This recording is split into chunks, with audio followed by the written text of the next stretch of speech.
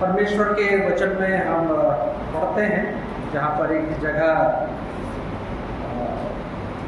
लिखा है, भजन संहिता 11 के 5 पद को पढ़ेंगे तो यहाँ पर राजा दाऊद का एक भजन है, जिसमें राजा दाऊद कहता है, यहोवा धर्मी को परखता है। परमेश्वर जो है धर्मी को परखता है।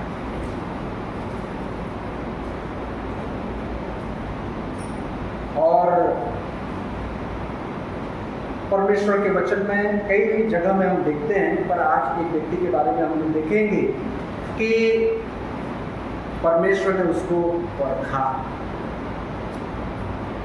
क्योंकि बिना टेस्ट बिना परख के मनुष्य जो है आगे नहीं बढ़ पाता है। जिस प्रकार अभी स्कूल में बच्चे लोग पढ़ाई कर रहे हैं और 1-2 महीने जैसे हो जाता है उनका टेस्ट जो है शुरू हो जाता है। उसके बाद फिर तिमाही परीक्षा, उसके बाद फिर हाफ ईयरली और फिर एनुअल वार्षिक, तो उनकी परीक्षा होती है। तो परीक्षा जो है वो अच्छी बात है या बुरी बात है? क्योंकि मान लो यदि बच्चे पढ़ रहे हैं और आप पहली क्लास में पढ़ रहे हैं, 1 साल तक आप पढ़ाई किए और यदि आपकी परीक्षा यदि नहीं हुई तो आप दूसरी क्लास में जा पाएंगे क्या? आप 2 साल, 3 साल, 5 साल या 10 साल तक पढ़ाई करें और यदि एक भी परीक्षा यदि ना हो तो क्या होगा?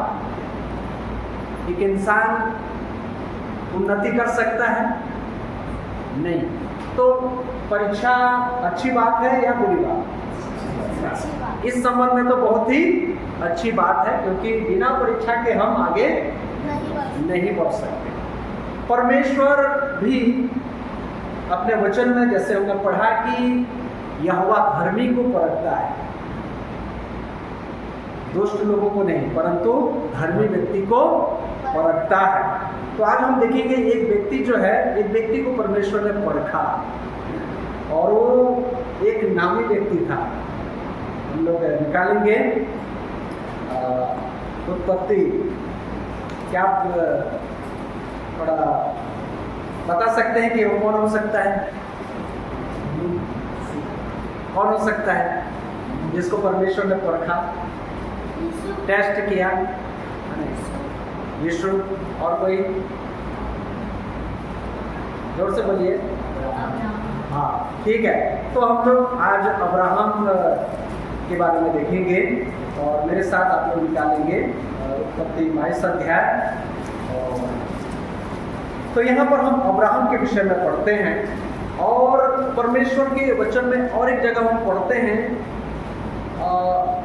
जब एक व्यक्ति की परीक्षा होती है और वो व्यक्ति जब अपनी परीक्षा में स्थिर रहता है तो परमेश्वर बोलते वो धन्य व्यक्ति है। याकूब में इस बात को हम पढ़ते हैं कि क्या ही धन्य है वह व्यक्ति जो परीक्षा में स्थिर रहता है, क्योंकि वो खरा निकलकर जीवन का मुकुट पाएगा। क्योंकि जब परीक्षा होती है तो अंत में उसका एक रिजल्ट भी होता है, रिजल्ट भी होता है। जब हम टेस्ट देते हैं, परीक्षा देते हैं तो रिजल्ट भी आता है। तो परमेश्वर के वचन में पढ़ते हैं, क्या ही धन्य है वह व्यक्ति जो परीक्षा में स्थिर रहता है, क्योंकि वह खरा निकलकर जीवन का वह मुकुट पाएगा जिसकी प्रतिज्ञा परमेश्वर ने अपने प्रेम करने वालों से की है। तो यहाँ पर हम देखते हैं उत्पत्ति 22 अध्याय में पढ़ते हैं क्या लिखा है। इन बातों के पश्चात ऐसा हुआ कि परमेश्वर ने अब्राहम से यह कहकर उसकी परीक्षा की, हे अब्राहम, उसने कहा, देख मैं यहाँ। देखिए, इन बातों के पश्चात, इन बातों के पश्चात पिछले अध्याय में जो भी बातें हुई हैं, पिछले अध्याय में परमेश्वर और अब्राहम के बीच में जो भी बातें हुई है, उन बातों के पश्चात परमेश्वर जो है अब्राहम से कहता है, हे अब्राहम। परमेश्वर ने यह कहकर परीक्षा की उसकी, हे अब्राहम, उसने कहा, देख मैं यहाँ हूं। दूसरे पद में लिखा है, तब उसने कहा, अपने पुत्र को अर्थात अपने एकलौते पुत्र इसहाक को, जिससे तू प्रेम रखता है, संग लेकर मोरिया देश में चला जा और वहां उसको एक पहाड़ के ऊपर, जो मैं तुझे बताऊंगा, होम बलि करके चढ़ा। परीक्षा, टेस्ट, परमेश्वर अब टेस्ट कर रहा है अब्राहम को, परख रहा है। और परमेश्वर कह रहा है कि जिससे तू प्रेम रखता है, अपने इकलौते पुत्र इसहाक को जिससे तू प्रेम रखता है, मोरिया देश में चला जा और वहां एक पहाड़ के ऊपर, जो मैं तुझे बताऊंगा, होम बलि करके चढ़ा। होम बलि का मतलब एक ऐसा बलिदान जिसमें कुछ बचता नहीं है, सब कुछ खत्म हो जाता है।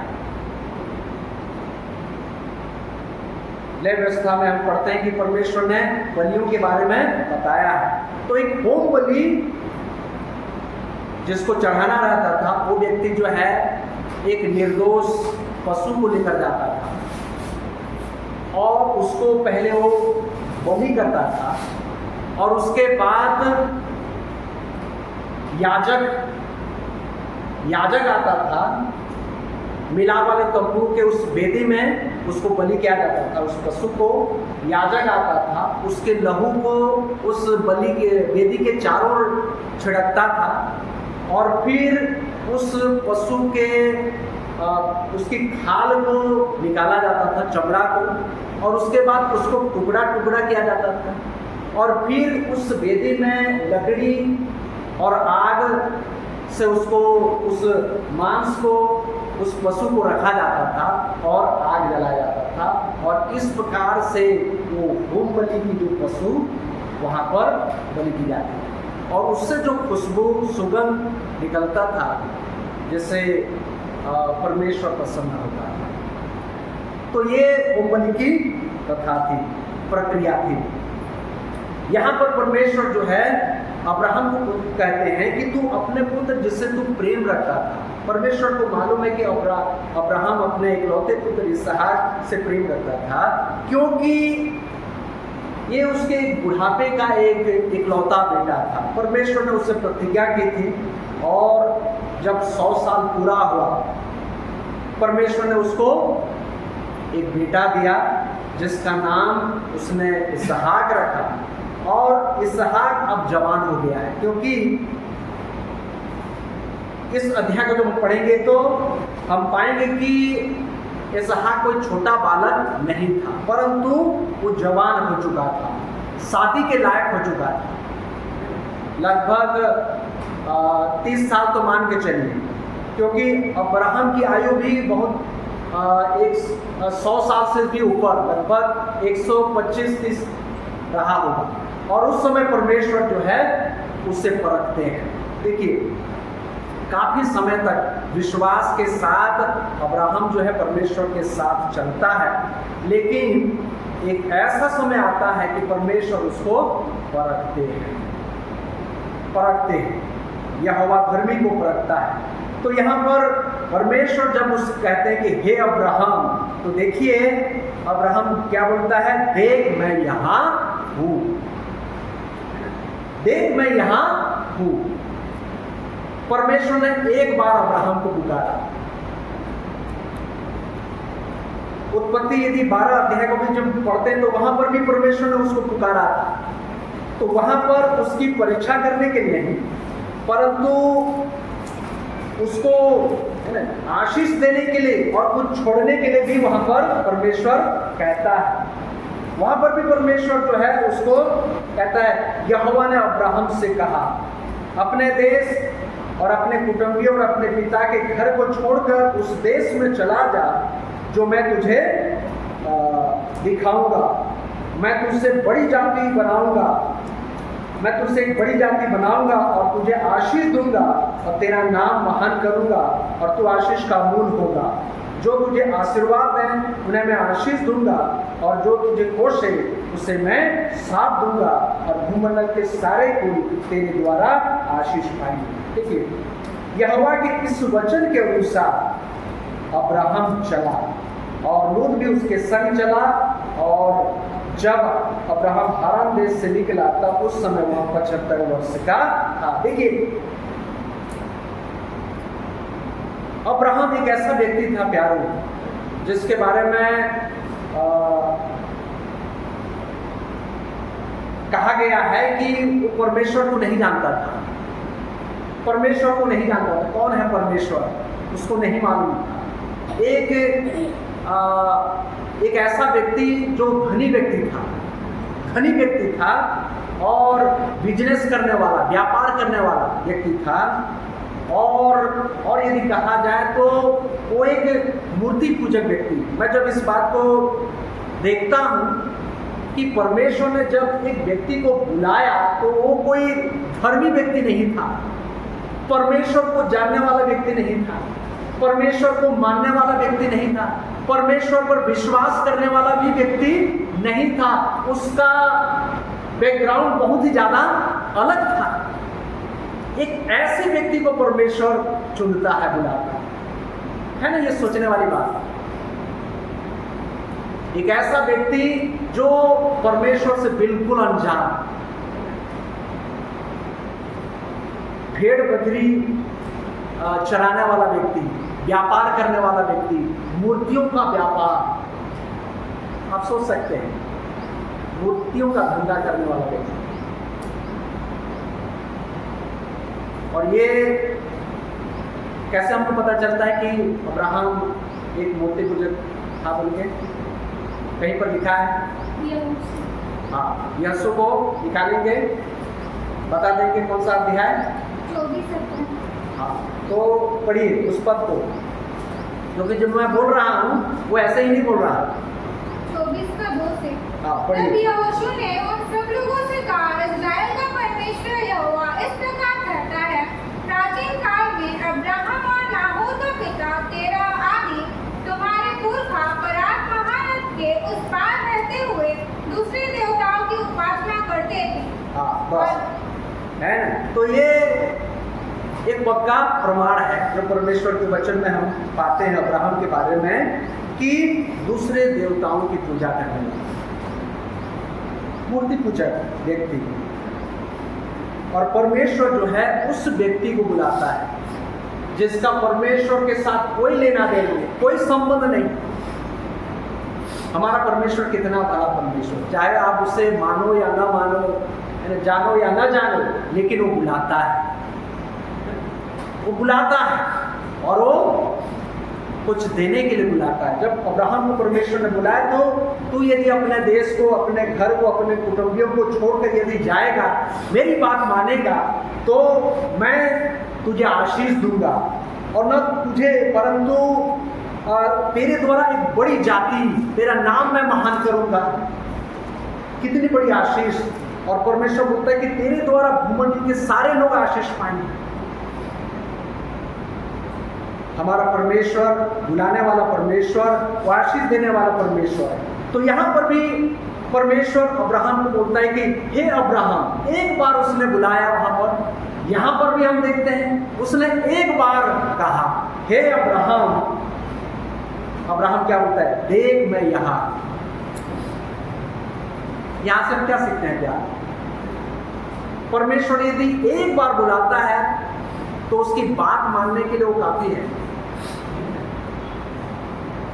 कई बार परमेश्वर ने कुछ लोगों को बार बार भी बुलाया है, लेकिन यहां पर अब्राहम को देखते हैं, एक बार उसने, परमेश्वर ने एक बार अब्राहम को बुलाया। आज हमारे बच्चे जवान एक बार बोलने से क्या लोग सुनते हैं? एक पुकार काफी है, क्योंकि एक बात मानने के लिए कितने बार बुलाने की जरूरत है? कितने बार बुलाने की जरूरत है? एक काम के लिए सिर्फ एक बार।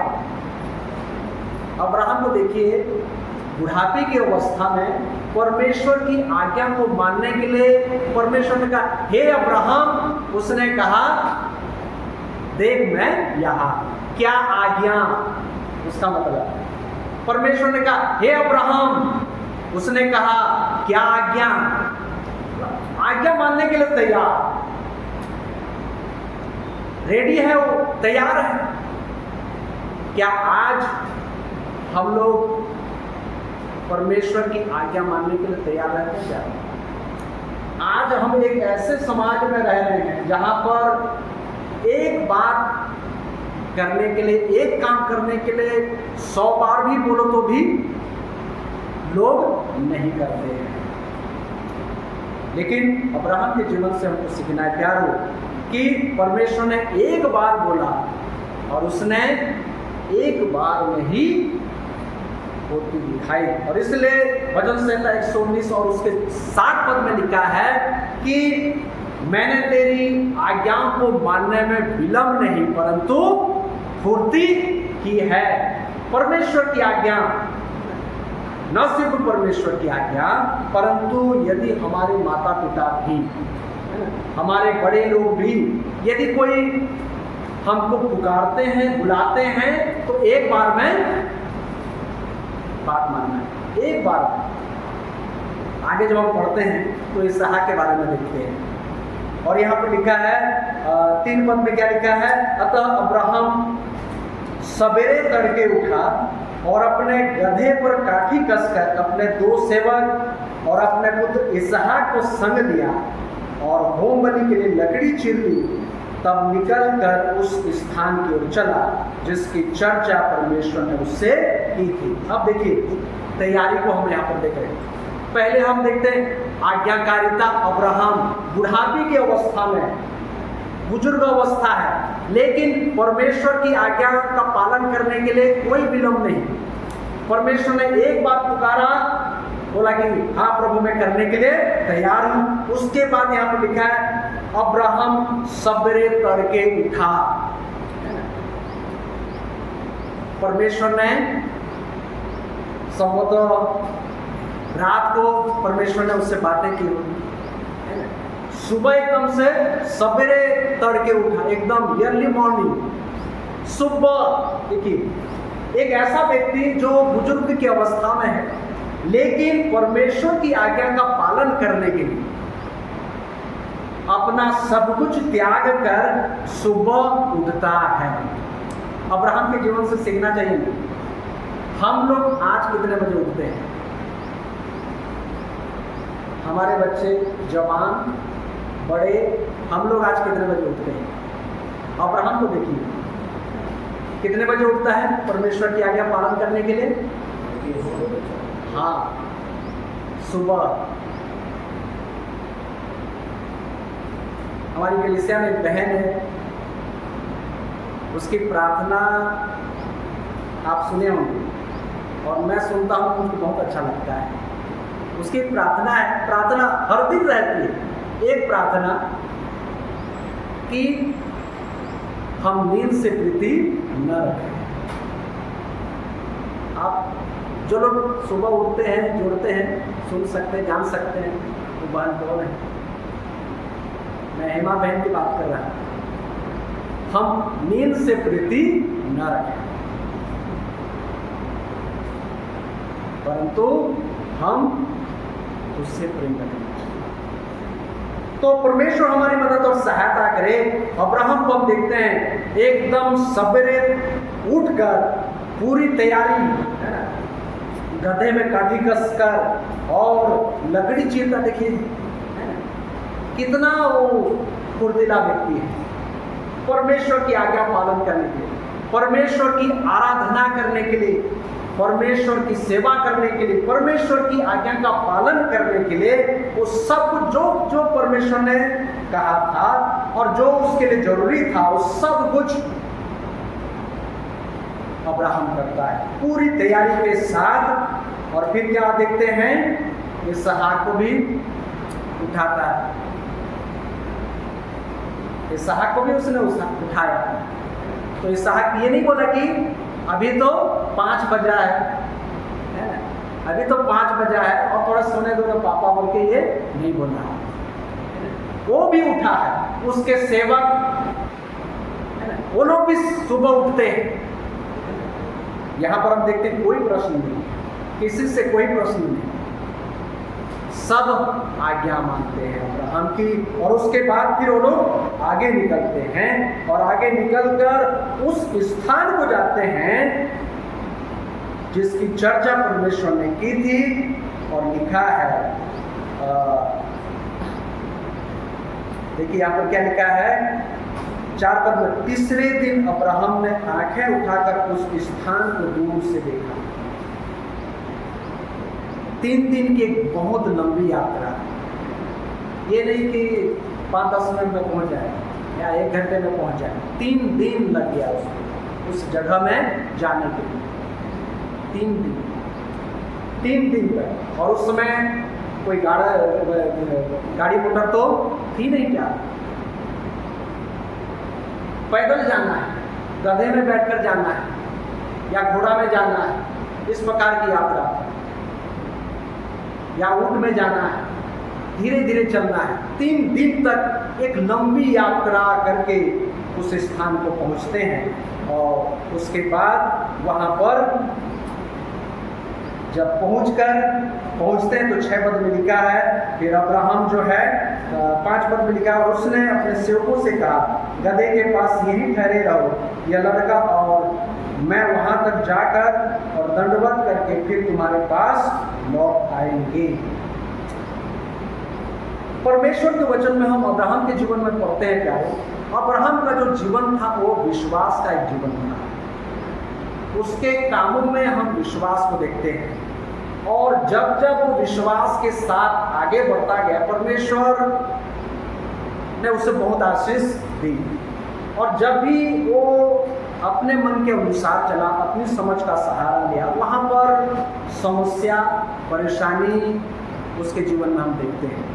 यहाँ पर भी जब अब्राहम यात्रा करता है, उसकी यात्रा में एक परमेश्वर के प्रति एक आज्ञाकारिता को देखते हैं, परमेश्वर के प्रति एक प्रेम को देखते हैं, परमेश्वर के प्रति एक विश्वास को हम देखते हैं। विश्वास के साथ वो आगे बढ़ रहा है और आगे बढ़ता है और उस जगह में पहुंचते हैं। उसके बाद फिर हम पढ़ते हैं, और उसके बाद वो होम बलि की लकड़ी को अपने पुत्र इसहाक के ऊपर देता है, आग छुरी को अपने हाथ में लेता है, दोनों साथ चल पड़ते हैं। 7 और 8 पद को देखिए, वहां पर लिखा है, इसहाक ने अपने पिता अब्राहम से कहा, हे मेरे पिता। उसने कहा, हे मेरे पुत्र, क्या बात है? उसने कहा, देख, आग और लकड़ी तो हैं, पर होम बलि के लिए भेड़ कहाँ है? 8 पद में लिखा है, अब्राहम ने कहा, हे मेरे पुत्र, परमेश्वर होम बलि की भेड़ का उपाय आप ही करेगा। और वे दोनों संग संग आगे चलते गए। यहाँ पर एक प्रश्न है इसहाक के द्वारा एक प्रश्न है, और प्रश्न क्या है? हमारे पास सब कुछ है, आग है और लकड़ी भी है, छुरी भी है, सब कुछ है, लेकिन होम बलि के लिए जो जरूरी चीज है वो कहाँ है? अब इसहाक के लिए एक चिंता का एक विषय है। आराधना करने के लिए जा रहे हैं, होम बलि चढ़ाने के लिए जा रहे हैं, लेकिन भेड़ नहीं है उनके पास। और भेड़ के बारे में अब्राहम को मालूम, क्योंकि परमेश्वर ने कहा कि वो होम बलि की भेड़ कौन है? इसहाक। अब्राहम अपने पुत्र को ये बता रहे कि तू वो होम बलि की भेड़ है। अब्राहम को मालूम है, लेकिन वहां पर देखिए उत्तर, अब्राहम का उत्तर अपने पुत्र को किस प्रकार से जवाब देता है। ऐसा जवाब नहीं देता है कि उसका पुत्र इसहाक चिंता में पड़ जाए, डर जाए, घबरा जाए और लौटकर वापस घर आए, परंतु एक बहुत सुंदर जवाब था अब्राहम का अपने पुत्र को, और ये चिंता को दूर करने का एक विषय है। जब भी हमारे जीवन में चिंता आती है, चाहे बच्चों के जीवन में हो, चाहे जवान किसी के जीवन में क्यों ना हो, अब्राहम के उस बात को हम याद रखेंगे। अब्राहम यहाँ पर कहता है, हे मेरे पुत्र, परमेश्वर होम बलि की भेंट का उपाय आप ही करेगा, और वे दोनों संग संग आगे चलते। उसके बाद एक पहला एक प्रश्न था इसहाक का अपने पिता से, उसके बाद हम देखते हैं कोई प्रश्न नहीं, कोई प्रश्न नहीं। जवान था, बोल सकता था बहुत कुछ, परमेश्वर कैसे उपाय करेगा, हमारे पास वो नहीं है। परमेश्वर ने जब आपको बोला है तो वो सब होना चाहिए, बहुत कुछ बोल सकता था, लेकिन कोई प्रश्न नहीं, अपने पिता से कोई प्रश्न नहीं। अब्राहम ने सिर्फ बोला कि परमेश्वर आप ही उस होम बलि की भेंट का उपाय करेगा, और यहां पर हम देखते हैं इसहाक का विश्वास, इसहाक का विश्वास। अब्राहम ने परमेश्वर पर विश्वास किया, लेकिन इसहाक किस पर विश्वास किया? अब्राहम ने परमेश्वर पर विश्वास किया, लेकिन इसहाक ने अपने पिता पर भी विश्वास किया और परमेश्वर पर भी विश्वास किया। यही है विश्वास, इसी को बोलते हैं विश्वास। क्या विश्वास? हमें अपने माता पिता पर भी विश्वास करना है, और विश्वास हमें उस परमेश्वर पर विश्वास करना है जिस पर विश्वास करने के लिए कहा जा रहा है। और इसी बात को प्रभु यीशु मसीह भी बोलते हैं, यदि तुम मुझ पर विश्वास करते हो तो मेरे पिता पर भी विश्वास करो। कई बार हमारा विश्वास कभी कभी परमेश्वर पर होता है, अपने माता पिता पर नहीं होता है। कभी कभी अपने माता पिता पर होता है तो परमेश्वर पर नहीं होता है। दोनों पर हमें विश्वास करना है। क्या? परमेश्वर पर भी विश्वास करना है और अपने माता पिता पर भी विश्वास करना है। और यदि ऐसा करेंगे तो परमेश्वर क्या करेगा? उपाय करेगा, चिंता करेगा। होम बलि की भेंट कहाँ है? भेंट वहां नहीं है, परंतु भेंट वहां है जो लोग विश्वास करते हैं। अर्थात भेंट कहाँ था? भेंट कहाँ थी प्यार? परमेश्वर के पास भेंट। अब 13 पद को पढ़िए, वहां पर क्या लिखा है? तब अब्राहम ने आंखें उठाई और क्या देखा कि उसके पीछे एक मेढ़ा अपने सींगों से एक झाड़ी में फंसा हुआ है। अतः अब्राहम ने जाके उस मेढ़े को लिया और अपने पुत्र के स्थान पर होम बलि करके चढ़ाया। देखिए, अब्राहम ने बोला था कि परमेश्वर उपाय करेगा, और परमेश्वर ने किया या नहीं? कब? परमेश्वर कब हमारे लिए उपाय करेगा? जब हम परमेश्वर पर विश्वास करेंगे। और इसी बात को पतरस भी बोलता है कि अपनी सारी चिंता उस पर डाल दो, क्योंकि उसको तुम्हारा ध्यान है। और यहाँ यही बात को हम देखने का अब्राहम के जीवन में, इसहाक के जीवन में भी। और परमेश्वर वहां पर एक बात कहते हैं जो उसे पढ़कर हम समाप्त करेंगे। इसहाक के जीवन से भी बहुत सारी बातों को हम सीख सकते हैं। प्यारो, है ना? इसहाक की आज्ञाकारिता, इसहाक का समर्पण, इसहाक का विश्वास परमेश्वर के प्रति, अपने पिता के प्रति, लेकिन एक बात जो वहाँ पर हम देखते हैं, लिखा है 11 पद में लिखा है, तब यहोवा के दूत ने स्वर्ग से उसको पुकार कर कहा, हे अब्राहम, हे अब्राहम। उसने कहा, देख मैं यहाँ। यहाँ पर भी वही शब्द है, देख मैं यहाँ। हर जगह अब्राहम तैयार है परमेश्वर की आवाज को सुनने के लिए। 12 पद में लिखा है, उसने कहा, उस लड़के पर हाथ मत बढ़ा और न उससे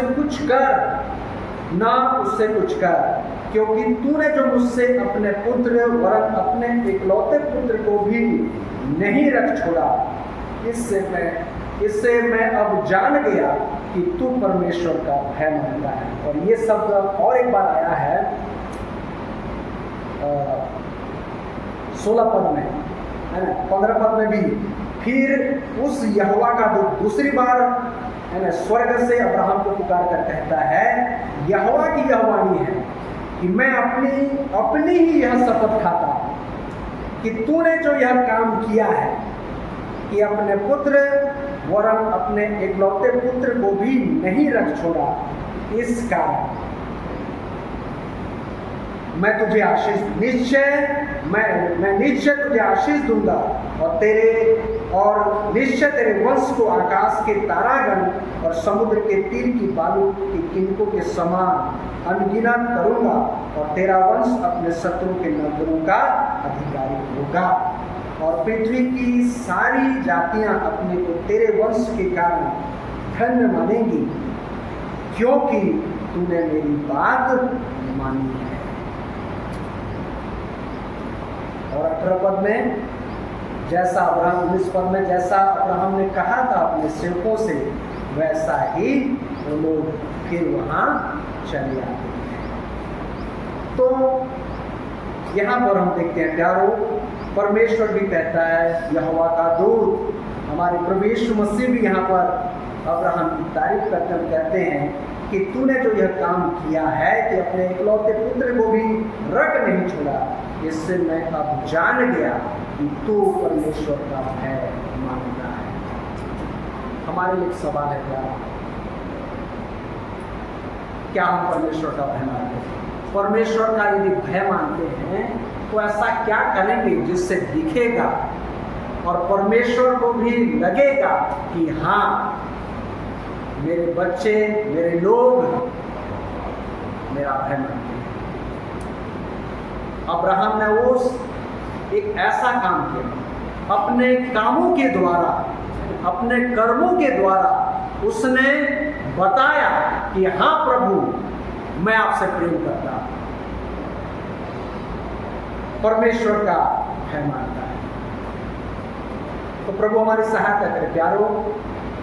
परमेश्वर की आज्ञा वही लोग मानेंगे जो उससे प्रेम करते हैं। परमेश्वर का आदर वही लोग करेंगे जो परमेश्वर से प्रेम करते हैं।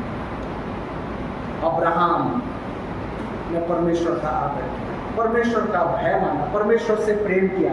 प्रभु हमारी मदद और सहायता करे प्यारो कि हम भी यदि परमेश्वर कुछ बोलते हैं, आज बहुत ही दुख की बात है प्यारो, परमेश्वर हमको हर दिन आज्ञा देते या नहीं? आप हर दिन बाइबल पढ़ते या नहीं? पढ़ते हैं, हाँ या ना? कुछ लोगों के मुंह से जवाब नहीं, इसका मतलब मैं मान सकता हूं कि वो लोग नहीं पढ़ते हैं। हम हर दिन बाइबल पढ़ते हैं, परमेश्वर हमको हर दिन आज्ञा देता है, लेकिन हम कितनी आज्ञाओं को मानते हैं? आज्ञा यदि नहीं मानते हैं तो ये साफ जाहिर होता है कि हम परमेश्वर से प्रेम नहीं करते। और परमेश्वर भी बोलेगा एक दिन। अब्राहम को उसने बोला कि मैं जानता हूं कि तू यहोवा का भय, तेरे काम ने बता दिया, तेरी इस आज्ञाकारिता ने मुझे बता दी कि वास्तव में तू मेरा भय मानता, मेरा आदर करता है, मुझसे प्रेम करता है, अपने पुत्र से भी बढ़कर तू मुझसे प्रेम करता है। तो प्रियो, प्रभु हमारी मदद और सहायता करें कि हम एक ऐसा काम करें, एक ऐसा जीवन बिताएं, एक ऐसा विश्वास परमेश्वर के प्रति दिखाएं, एक ऐसी आज्ञाकारिता परमेश्वर के प्रति दिखाएं कि परमेश्वर को भी लगे और वो भी हमारे लिए गवाही दे कि सच में तुम लोग मुझसे प्रेम करते हो, मेरा भय नहीं। क्यों अब्राहम को परमेश्वर का मित्र कहा गया? उसके इस काम को कहा, वो परमेश्वर का मित्र कहा।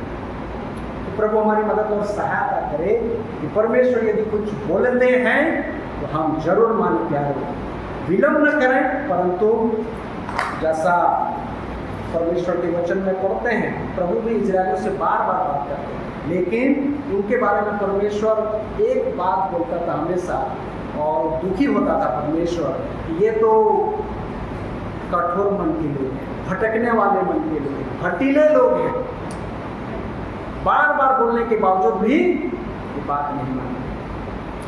तो हमारे बारे में ऐसा तो प्रभु हमारी मदद और सहायता करे। आज हमने अब्राहम के जीवन से देखा, प्रभु ने चाहा तो आगे हम इसहाक के बारे में भी देखेंगे, उसके है ना आगे और भी बहुत सारी बातें हैं। तो प्रभु हमारी सहायता करे प्यारे कि हम भी अब्राहम के समान परमेश्वर के प्रति अपनी आज्ञाकारिता को दिखाएं और प्रकट करें कि सच में प्रभु हम आपसे प्रेम करते हैं, हम आपका भय मानते हैं, और परमेश्वर भी हमारे कामों को, हमारे विश्वास को, हमारे जीवन को देखकर वो भी कहेगा कि सच में तुम लोग मेरा भय मानते हो। वचनों के द्वारा आशीष दे।